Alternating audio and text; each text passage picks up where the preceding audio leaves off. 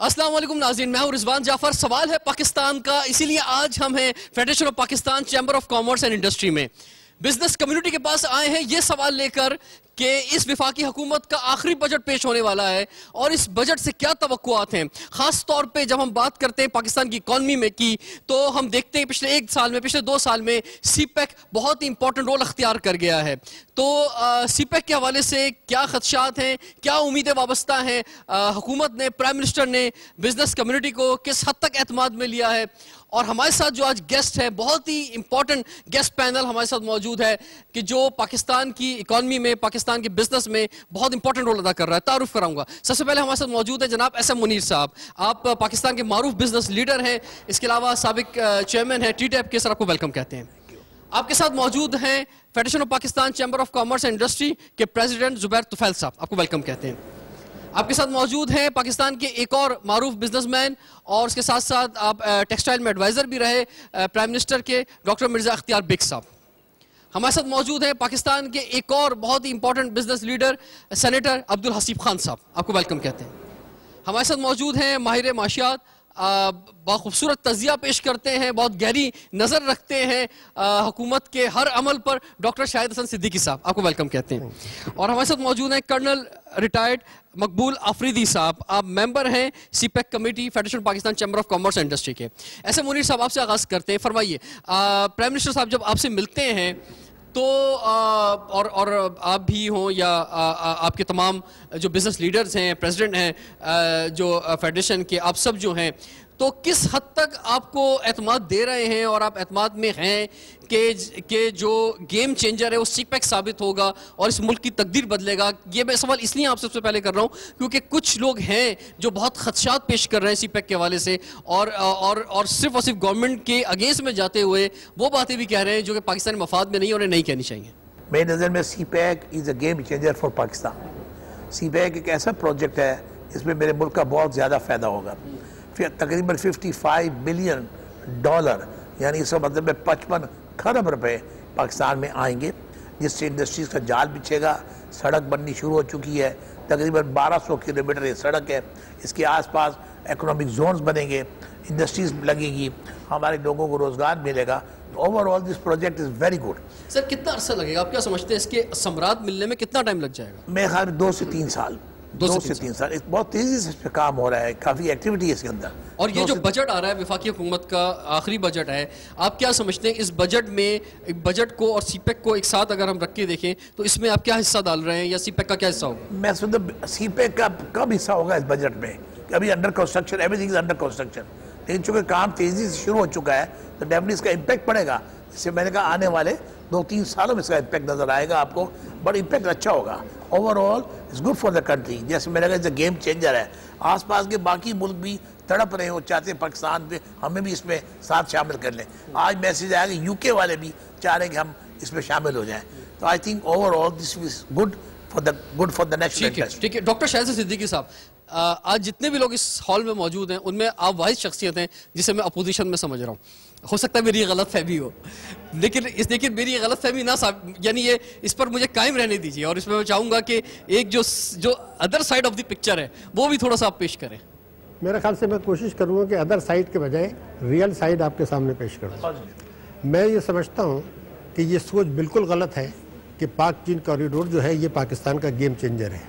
दरअसल पाक चीन कॉरिडोर का एक ऐसा अजीमुशान मंसूबा है जिससे ऐसी अपॉर्चुनिटीज़ पाकिस्तान को मिल रही हैं। पाकिस्तान का इंफ्रास्ट्रक्चर बेहतर हो रहा है, पाकिस्तान के एनर्जी के मसले हल हो रहे हैं, गवादर पोर्ट की तरक्की हो रही है, मुल्क में सनती सरगर्मियाँ बहाल हो रही हैं, लोगों को रोज़गार मिलेगा। तो इससे जो अपॉर्चुनिटीज़ मिल रही हैं उससे अगर वफाकी हुकूमत, सूबाई हुकूमतें, पाकिस्तान के ताजिर, सनतकार, बरामद कुनंदगान, टैक्स पेयर्स, बचतें करने वाले अगर फ़ायदा उठाते हैं तो वो होगा पाकिस्तान। अगर ये एक बहुत बड़ी अपॉर्चुनिटी है तो गेम चेंजर भी तो है ना, क्यों नहीं? ये गेम चेंजर नहीं है। तकदीर बदल जाएगी इस खित्ते की, बिल्कुल नहीं, सिर्फ पाकिस्तानी आसपास के इलाकों की, तो बड़ा इंपॉर्टेंट रोल हो मेरी गुजारिश सुन लें। हम इस मौके से फायदा उठा के जो कुछ करेंगे वो होगा गेम चेंजर। किसी एक मुल्क की सरमायाकारी से दूसरे की किस्मत नहीं बदला करती। जुबैर तुफैल साहब फरमाएं, ये जो बात बड़ी इंपॉर्टेंट सामने आई है डॉक्टर शाहिद सिद्दीकी साहब की तरफ से कि ये सब कुछ चाइना ने करना है या कुछ हमने भी करना है? मेरा ख्याल में ये हमने भी करना है। अच्छा। जब तक हम इसका हिस्सा नहीं बनेंगे तो इस मामलात से हमारा हम कैसे फ़ायदा हासिल करेंगे। अगर 100% ही चाइनीज़ ने इन्वेस्टमेंट करनी है, सब कुछ उन्होंने करना है, तो 100% प्रॉफिट भी वो अपने घर ले जाएंगे। पाकिस्तान के बिजनेसमैन को, इंडस्ट्रियलिस्ट को चाहिए कि इस CPEC का हिस्सा बने। CPEC के जो मेजर प्रोजेक्ट्स हैं उसमें इंफ्रास्ट्रक्चर है, उसमें पावर प्रोजेक्ट्स हैं, उसमें तो ठीक है कि चाइनीज़ कंपनीज जो हैं इन्वेस्टमेंट कर रही हैं, वो पावर प्रोजेक्ट्स लगाएंगे। अगले साल के आखिर तक तकरीबन 10,000 मेगावाट सिस्टम में आएगा। आपके मुल्क से बिजली की काफ़ी हद तक किल्लत ख़त्म हो जाएगी। लेकिन आगे जो सनतें चल रही हैं, इस पावर प्रोजेक्ट से सनतों को भी बिजली मिलेगी, नई सनतें लगेंगी। इस CPEC के अंदर तकरीबन 9 स्पेशल इकनॉमिक जोन्स लगने हैं।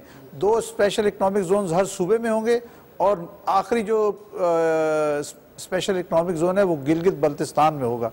इन स्पेशल इकनॉमिक जोन्स को वो तमाम टैक्स की मराहत हासिल हैं, जिसके अंदर 23 साल तक इनकम टैक्स नहीं होगा। प्लांट मशीनरी मंगाएंगे, उस पर ड्यूटी नहीं लगेगी, सेल्स टैक्स नहीं लगेगा, इनकम टैक्स नहीं लगेगा। तो इन तमाम जो जोन्स बनने जा रहे हैं स्पेशल इकनॉमिक जोन्स, उसमें का हिस्सा बने। मैं समझता हूँ हमारे लिए एक सुनहरी मौका है, हम चीनियों से, उनके तजर्बे से और उनके पैसे से फायदा हासिल करें। ठीक है जी। बहुत ज़बरदस्त इंफॉर्मेशन में इजाफा हो रहा है और ना सिर्फ पाकिस्तान की बिजनेस कम्युनिटी बल्कि पाकिस्तान के वो स्टूडेंट्स जो बिजनेस पढ़ रहे हैं या किसी भी एरिया में एजुकेशन हासिल कर रहे हैं, उनके लिए आज का प्रोग्राम बहुत इंपॉर्टेंट है कि वो ये जो एक्सपर्ट्स मौजूद हैं इनकी जो भी थॉट्स सामने आ रहे हैं, इससे वो अपनी फ्यूचर की डायरेक्शंस भी मुरतब कर सकें। टाइम एक ब्रेक का हो गया, ब्रेक के बाद हाजिर होते हैं सवाल है पाकिस्तान का।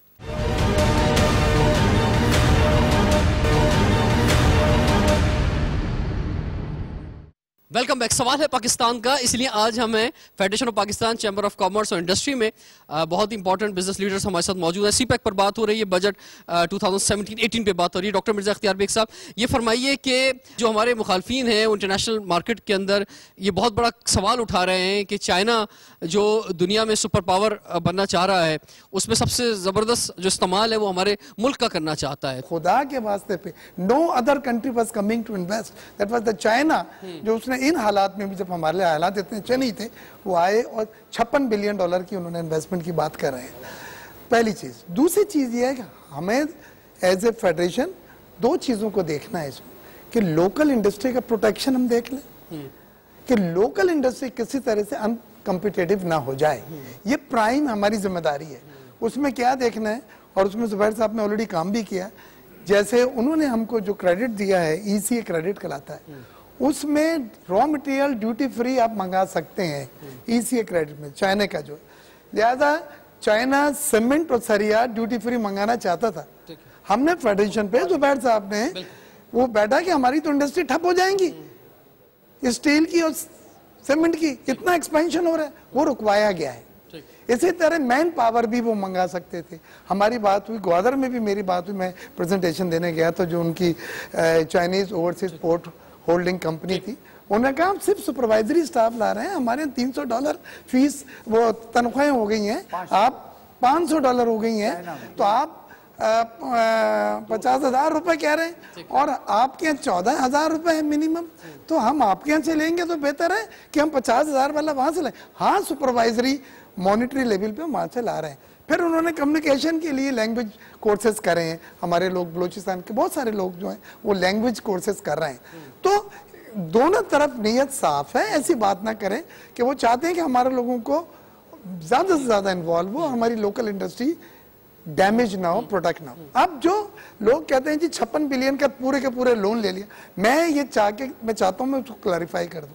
56 बिलियन में $34 बिलियन जो है वो एनर्जी के प्रोजेक्ट हैं, जो प्राइवेट सेक्टर हमारा और चाइना का और यूरोप का मिलकर कर रहे हैं, और वो वैसे कर रहे हैं जैसे हम इंडस्ट्री लगाते हैं। इसमें जमानत आपकी इंडस्ट्री है, कोलैटरल, कोई गवर्नमेंट ऑफ पाकिस्तान की गारंटी नहीं है। 14 बिलियन जो है वो इंफ्रास्ट्रक्चर के और ग्वादर पोर्ट के हैं, वो चाइना का लोन है 2% के ऊपर, और वो चाइनीज गवर्नमेंट जो है और पाकिस्तान गवर्नमेंट जो मिलकर कर रही है। तो इसमें 34 बिलियन तो प्राइवेट सेक्टर है, उसमें गवर्नमेंट है ही नहीं। बैंक जो फाइनेंसिंग कर रहे हैं वो कमर्शियल बुनियादों पे कर रहे हैं, और प्रोजेक्ट जो है कोलैटरल है।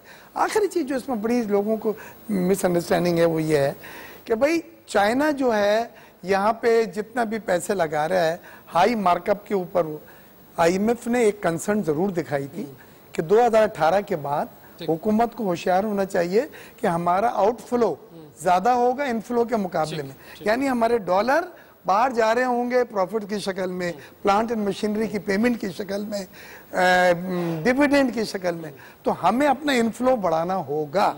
ये बिल्कुल कहा था IMF ने, लेकिन ये मैकेनिज्म जो है ये एक इटसेल्फ ऐसा है कि पाकिस्तान की माशियत किन तरह से बढ़ेगी, हमारे एक स्पेशल इकोनॉमिक जोन्स में जो जॉब्स आएंगी, चाइना रीलोकेशन ऑफ इंडस्ट्री कर रहा है। चाइना रीलोकेशन ऑफ इंडस्ट्री कर रहा है, उनकी वहाँ लेबर महंगी हो गई है, लिहाजा वो पाकिस्तान इंडस्ट्री शिफ्ट करना चाहता है। स्पेशल इकोनॉमिक जोन्स आइडियली उसको सूट करते हैं और पाक चाइना इकोनॉमिक कॉरिडोर से मैं आपकी तरफ वापस आता हूँ। अब्दुल लतीफ खान साहब, एक वक्त के था कि किसी को भी किसी चीज के लिए पाकिस्तान बुलाना बड़ा मुश्किल हो गया था। पाकिस्तान का जो इमेज बन गया था, पाकिस्तान में जो टेररिज्म था, पाकिस्तान में जो दहशतगर्दी जिस तरह भी चल रही थी, लॉ एंड ऑर्डर की जो सिचुएशन थी, अब यह है कि अल्हम्दुलिल्लाह कराची ऑपरेशन कामयाब हुआ है, बलूचिस्तान के हालात बहुत अच्छे हुए हैं, काफ़ी बेहतर सिचुएशन है मुल्क के अंदर, और यही होना चाहिए कि तो पहले पता नहीं क्या हो रहा था, बेहतर हालात होने चाहिए। तो आप ये समझ रहे हैं कि जहाँ ये चाइना के लिए दरवाज़ा खुला है, ये सिर्फ चाइना के लिए नहीं बल्कि पूरी दुनिया के लिए दरवाज़ा खुल रहा है पाकिस्तान का। जैसे कि आप दुनिया में कहीं भी चले जाएं, आप मलेशिया जाएं, यानी मैं बहुत तरक्की याफ्ता मुल्क की बात नहीं करता, इवन इंडोनेशिया चले जाएं या फार ईस्ट में साउथ कोरिया चले जाएं, तो वहाँ दुनिया का हर नस्ल का बंदा मिलता है और वहाँ वो इन्वेस्टमेंट भी कर रहा है, कारोबार भी कर रहा है, जॉब भी कर रहा है। तो शायद आने वाले वक्त में हम भी उसी डगर पर आ जाएँ। आपने भी बात की, लॉ एंड ऑर्डर की बात की, लॉ ऑर्डर बहुत बेहतर हो गया। तो खाली लॉ एंड ऑर्डर अकेला कोई चीज़ नहीं होती, आपको एक पैकेज देखना होता है। ये बात जहन में बिठा लें, दो बातें अटल हैं। CPEC 100% विदाउट एनी डाउट ये गेम चेंजर है, इस पर हमें बात करने की ज़रूरत ही नहीं है। दूसरी बात भी आपको ये बात माननी पड़ेगी कि चाइना हमसे बहुत ज़्यादा स्मार्ट है। वो 20 साल की 50 साल की प्लानिंग करता है। CPEC कोई अभी नहीं आ गई, अभी तो शोर हो रहा है, ये तो पुरानी प्लानिंग होती है जी। तो जो कौमें प्लानिंग करती हैं तो वो इतनी कमज़ोर नहीं होती, ये बात भी आपकी अटल है। ये तीसरी बात यह है कि आपको अपनी वीकनेस भी मालूम होनी चाहिए। हम उसमें डेली बेसिस को हम अपने काम कर रहे होते हैं। इसका मतलब यह है कि अगर आपकी लोकल इंडस्ट्री अगर स्ट्रॉन्ग नहीं है तो फिर आप किससे काम में नहीं जाता। मेरे लिए बड़ी मुश्किल होगी कि मैं चाइना के साथ वो जो अपॉर्चुनिटी मुझे मिली है मैं उसको वापस आता हूँ। कर्नल साहब, आपसे बात नहीं हो सकी। मकबूल आफरीदी साहब, थोड़ा सा आसान अल्फाज में पाकिस्तान के तालिब इल्मों के लिए बताएं, CPEC है क्या? आप CPEC एक्सपर्ट है। गवादर का मतलब है हवा का दरवाज़ा, लेकिन मैं उसको खुशहाली के हवा का दरवाज़ा कहता हूँ। मैं गवादर को कहता हूँ Gwadar is the economic epicentre of the world. ठीक है, ये तो एक गवादर। अब मैं आता हूँ ये जो ओबार के बारे में। एक्चुअली अब हो रहा है, चाइना ग्रेट गेम खेल रहा है और ग्रेट गेम जो है वो इकोनॉमिक्स की है। पहले लोग लड़ा करते थे, ज़मीन पे कब्जा करते थे, अब लोग लड़ते नहीं हैं बल्कि अब लोग इकोनॉमिक्स को ले जाते हैं और उस इकोनॉमिक्स के लिए चाइना ने ओबार लॉन्च किया, वन बेल्ट वन रोड। अब इस वन बेल्ट वन रोड के 6 कॉरिडोर्स हैं।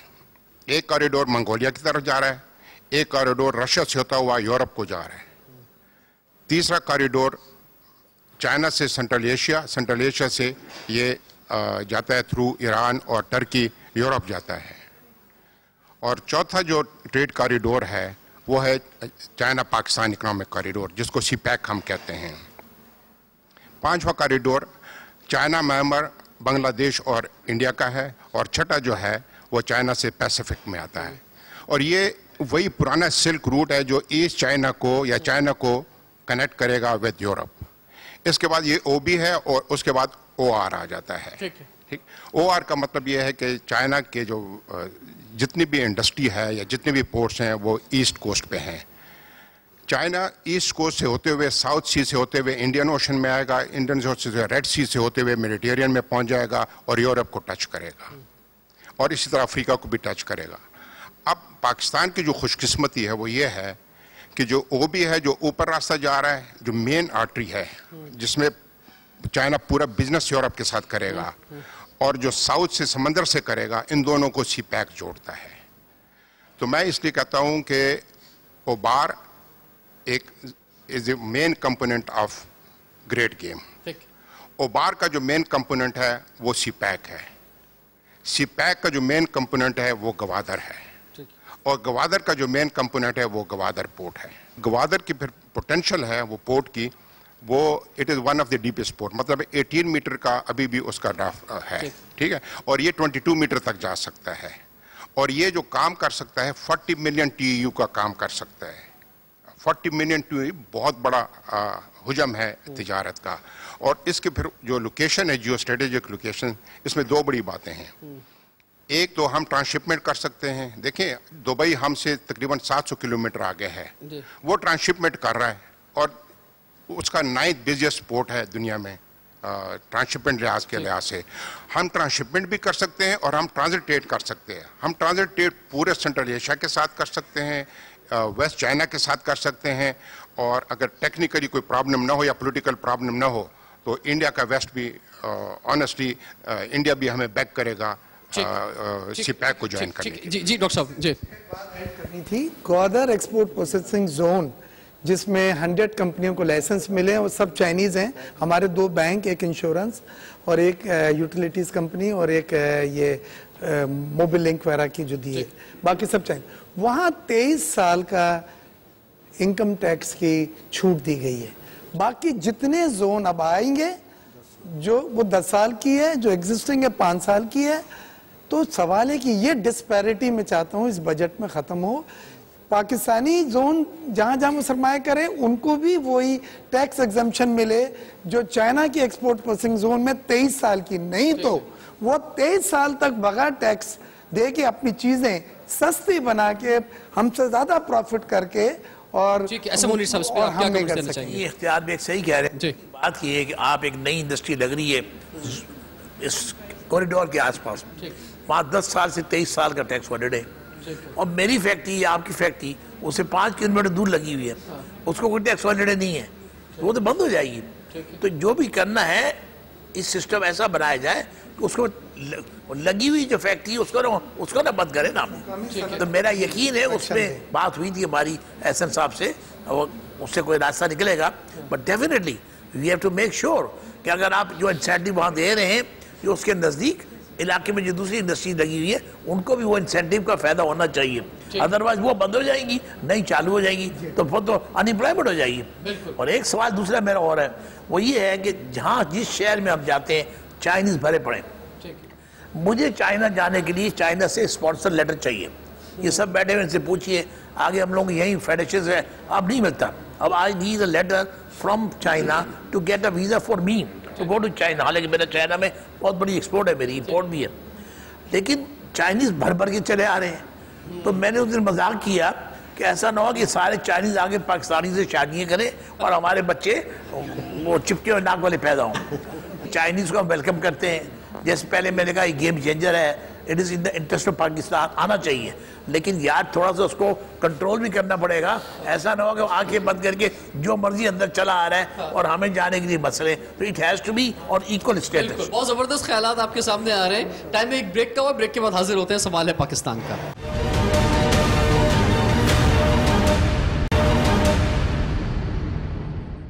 Welcome back. सवाल है पाकिस्तान का, इसीलिए आज हम हैं federation of Pakistan chamber of commerce and industry में। बात हो रही है सीपैक पर और बजट 2017-18 पर अब हम डिस्कशन करने जाएंगे। तारुफ कराऊंगा, 2 और गेस्ट पैनल ने हमें ज्वाइन किया है, हमारे साथ मौजूद हैं साकिब फयाज मगून साहब, आप वाइस प्रेसिडेंट हैं APCCI की, आपको वेलकम कहते हैं। हमारे साथ मौजूद हैं जनाब फैसल जमाल दस्ती साहब, आप साबिक वाइस प्रेसिडेंट हैं federation of Pakistan chamber of commerce and industry के। इसके अलावा आप प्रेसिडेंट हैं Gwadar chamber of commerce and industry के, आपको वेलकम कहते हैं। आप क्या समझते हैं कि गवादर की क्या तकदीर बदलने वाली है सर? अब गवादर में जो ये सवाल उठता है कि मतलब गवादर के हवाले से लोग क्या सोच रहे हैं। देखिए, हम ये समझते हैं कि सीपैक इस वक्त तो है अपने इनिशियल स्टेज में, कुछ शक नहीं, और आगे चलकर विद पैस ऑफ द टाइम इंशाल्लाह लजीम जो है चीज़ जब आगे बढ़ना शुरू हो जाएंगी तो उसके जो बेनिफिट्स है वो नज़र आना शुरू हो जाएंगे। गवादर के लोग जो है अगर सीपेक अपने लेटर स्पिरिट के साथ उसमें इम्प्लीमेंटेशन को मेक श्योर करें, तो मैं समझता हूँ कि सबसे बड़े बेनिफिशियरी बलूचिस्तान के लोग सबसे ज़्यादा होंगे। उसकी वजह सर लेकिन ये सवाल मैंने वहाँ गवादर में खड़ो के कई बार किया है, तो मुझे जवाब ये मिला कि भाई ना हमारे पास बेहतर स्कूल हैं, ना हमारे पास वोकेशनल ट्रेनिंग इंस्टीट्यूट्स हैं, तो हमारे बच्चे तो वही लेबर ही बनने आगे जाके अगर यहाँ पे कोई इंडस्ट्री लग भी जाएगी तो ये तो दुबई की तरह दुनिया भर के लोग आएंगे और वो गवादर की तरक्की में अपना रोल अदा करेंगे। रिजर्वेशंस तो है ना, इनको एड्रेस किया जाए। अब सीपैक जो है ये जो बिल्कुल अपने प्रीमेच्योर स्टेज में है इस वक्त, चीजें जब गवादर में आपको नजर नहीं आएगी, ये वक्त के साथ साथ आपको नजर आना शुरू हो जाएंगी। काफी चीजों में आपको पता है कि PC1 हो गई है, काफी में ग्राउंड ब्रेकिंग हो गई, काफी चीजें जो अलर्ट प्रोजेक्ट्स हैं सीपेक से मुतालिक उन पे काम हुआ है। लेकिन ये जो फ्रस्ट्रेशन जो इस टाइप की चीज आप देखते हैं ये वक्त के साथ साथ खत्म होगा जब लोगों को उसका बेनिफिट आना शुरू हो जाएगा। इस वजह से हम चाह रहे थे, हमने चाइनीज के साथ भी इशू टेक हुआ। ठीक है, ताकिब फयाज साहब आपकी तरफ हम बढ़ते हैं, फरमाइए क्या उम्मीद देना चाहेंगे पाकिस्तान में और दुनिया भर में जो लोग आपको देख रहे हैं आने वाले बजट के हवाले से और सीपेक के हवाले से? एक कॉन्सेप्ट है कि जी चाइनीज गुड्स का इधर फरावानी होगी, हर जगह चाइनीज गुड्स होंगी, वो इम्पोर्ट होगी। अमेरिका के अंदर भी चाइनीज गुड बिक रही है सर। बिल्कुल, सीपेक की वजह से ये नहीं है। सीपेक जो है वो चाइनीज को इंडस्ट्री लगाने के लिए बोल रहा है। वो सीपेक के अंडर में जो है वो चाइनीज इंडस्ट्रीज आएंगी इधर कोई हम लोग कोई फ्री ट्रेड एग्रीमेंट करने नहीं जा रहे इस सीपेक से कि उनकी कस्टम ड्यूटी हम लोग कम करने जा रहे हैं। तो हमें इसको जो है बहुत पॉजिटिव लेना चाहिए। कुछ सवालात लेते हैं, यहाँ पे हमारे साथ जो गेस्ट मौजूद हैं, आपके कुछ खदशात हैं, कोई रिजर्वेशंस हैं, कोई सवाल जहन में बनता है, बताएं। बड़ा अच्छा मौजू छेड़ा है आज और इससे इसके लिए मेरा ख्याल से सब लोग अपनी इनपुट दे दें। और ये है, मैं कहना चाह रही थी कि हमें इतनी अच्छी अपॉर्चुनिटी मिली और इस अपॉर्चुनिटी का हमें फ़ायदा उठाना चाहिए। वसीम बोरा साहब, फॉर्मर वाइस प्रेसिडेंट एपीसी से। शुक्रिया। देखिए, ये चाइनीज़ इन्वेस्टमेंट जो यहाँ आएगी वो ये कॉन्सेप्ट गलत है। Chinese investment state of the art industry आएगी, कोई छोटी इंडस्ट्री या पुराने तर्ज की इंडस्ट्रीज़ की इन्वेस्टमेंट यहाँ नहीं होगी। चाइनीज़ जो है वो एक मैसिव स्केल पे इन्वेस्टमेंट करने के प्रोग्राम में है और मॉडर्न टेक्नोलॉजी लाएंगे। हरगिज़ ऐसा नहीं है कि वो यहाँ पे आके कोई कपड़े सीना शुरू कर दें। उनको अगर कोई शिपमेंट्स करनी है यहाँ से तो वो बड़ी लेटेस्ट मशीनरी से उन्होंने मिडिल ईस्ट की मार्केट को टारगेट करना है। कुछ सवालात हैं इसमें बढ़ता, पहले आप कुछ कह दें तो फिर मैं आगे बढ़ता हूँ। जी देखिए, ग्वादर और बलूचिस्तान की ज़िंदगी तब्दील होने जा रही है। हाँ, ये ज़रूर है, मैं चाहूँगा कि वहाँ के लोग जो हैं अगर चीनी ज़बान सीख लेंगे तो आप यकीन करेंगे उनकी आमदनी में 3 गुना इजाफा हो जाएगा। अगर एक आदमी 15,000 कमाता है और एक ग्वादर का आदमी अगर चाइनीज़ ज़बान सीख लेता है तो उसको 40-50 हज़ार रुपए हासिल करना कोई मामूली सी बात। पाकिस्तान दुनिया का वाहिद मुल्क है जहाँ का बच्चा सबसे ज्यादा ज़बानें सीखता है। वो अरबी अलग सीख रहा होता है, मादरी उर्दू अलग, इंग्लिश अलग, मादरी जबान अलग, अब चाइनीज भी। ऐसी बात नहीं है। देखें, जबानें तो सबसे ज्यादा यूरोप में सीखी जाती हैं। वहाँ कॉलेज में जो जबान पढ़ा, एक अपनी जबान के अलावा कम से कम 2 फॉरेन लैंग्वेज सीखता है। अगर एक जर्मनी में है तो स्पेनिश सीखता है, फ्रेंच सीखता है और तीसरी इंग्लिश भी उसको आती है। तो हमारे मुल्क में इतने ज्यादा रिवाज हमारे लोगों को चाहिए कि बैरूनी जबानें जो है वो जरूर सीखें। शाहिद सिद्दीकी साहब, जो सवाल आता है वेरी क्विक। देखिए, पहली चीज तो ये है कि पाकिस्तान को फॉरेन इन्वेस्टमेंट की जरूरत है, उसको वेलकम करना चाहिए और चाइनीज को क्रिटिसाइज नहीं करना चाहिए, ये बात बिल्कुल सही है। लेकिन हमें ये भी देखना है कि मईशत की बेहतरी के लिए जो फॉरेन इन्वेस्टमेंट है और जो मुल्की इन्वेस्टमेंट है उन दोनों में बैलेंस होना चाहिए, जो कि नहीं हो रहा। और पाकिस्तान की जो कौमी बचतें हैं उसमें और टोटल इन्वेस्टमेंट में बैलेंस होना चाहिए, जो हम नहीं कर रहे हैं। हम सिर्फ फॉरेन इन्वेस्टमेंट अट्रैक्ट कर रहे हैं और वो भी चाइनीज।